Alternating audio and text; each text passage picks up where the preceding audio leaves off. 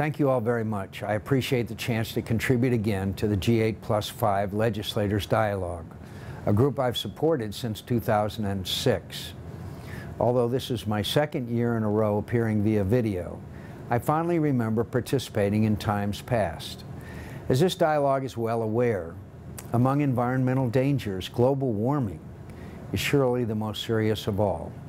The facts of global warming demand our urgent attention, especially in Washington. And I'm pleased to report that both candidates for the U.S. presidency have pledged to promote U.S. leadership on this important issue. Good stewardship, prudence, and simple common sense demand that we act to meet the challenge and act quickly. I'm as disappointed as anyone that the Senate was not able to make more progress on the cap-and-trade legislation earlier this month. Nevertheless, the discussion over the best ideas for resolving this problem is, at long last, beginning to take hold in the United States.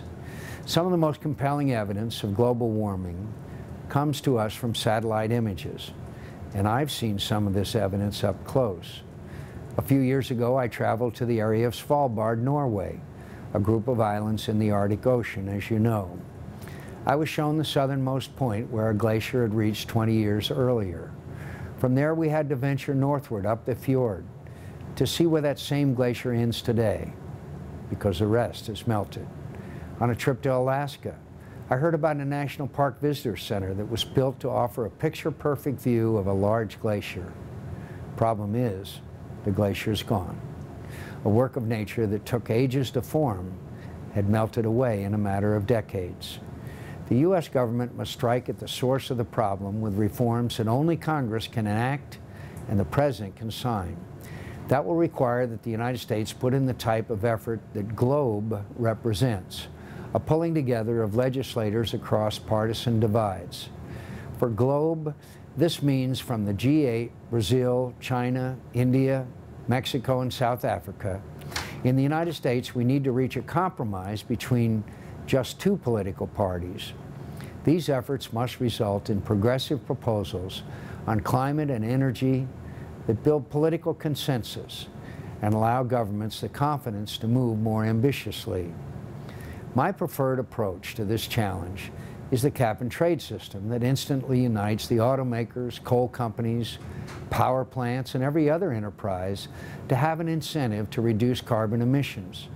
Cap-and-trade will encourage venture capitalists, corporate planners, small businesses, and environmentalists to all work together for the same good purpose.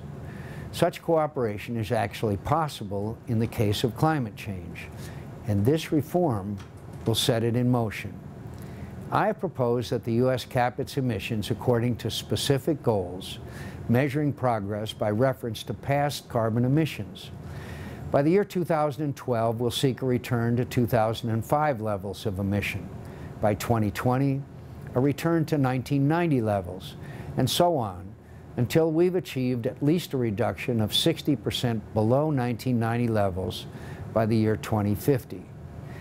In the course of time, it may be that new ideas and technologies will come along that we can hardly imagine today, allowing all industries to change with a speed that will surprise us. In support of these objectives, we cannot afford to take economic growth and job creation for granted. A strong and growing economy is essential to all of our goals, and especially the goal of finding alternatives to carbon-based technology. We want to turn the global economy toward cleaner and safer energy sources. We can't achieve that by imposing costs on the economy that can't be sustained. In addressing the problem of climate change, cooperation among the governments of the developed and developing world will be essential. China, India, Brazil, Mexico, South Africa, and other developing economic powers are among the greatest contributors to global warming today. From their perspective, they think that we in the industrialized world are not in any position to preach the good news of carbon emission control. But we also must recognize that we made most of our contributions to global warming before anyone knew about it. In order to build successfully on the Kyoto protocols, the United States must lead and with an approach that speaks of the interests and obligation of every nation. Shared dangers mean shared duties, and global problems require global cooperation. The United States and our friends in Europe cannot deal with the threat of global warming on their own. No nation should be exempted from its obligations, and least of all should we make exceptions for the very countries that are accelerating carbon emissions while the rest of us seek to reduce emissions. If we're going to establish meaningful environmental protocols, then they must include the two nations, China and India, that have the potential to pollute the air faster and in greater annual volume than any nation in history. At the same time, the United States should in good faith engage with developing nations to enact the standards and controls that are in the interests of every nation, whatever their stage of economic development.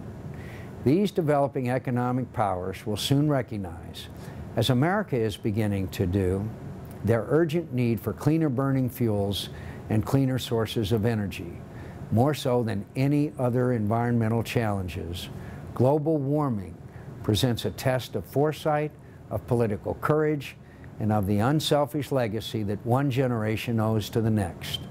We need to think straight about the dangers ahead and to meet the problem with all the resources of human ingenuity at our disposal.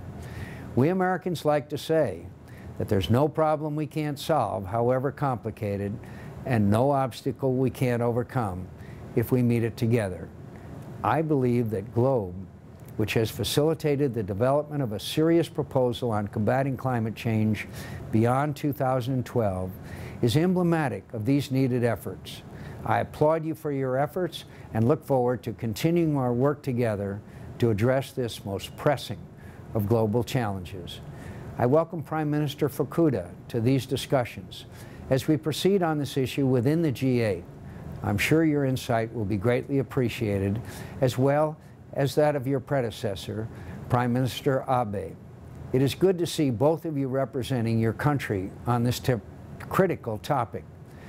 I also say hello to my good friend, Prime Minister Blair, and thank him for his continual commitment to resolving this issue. Thank you.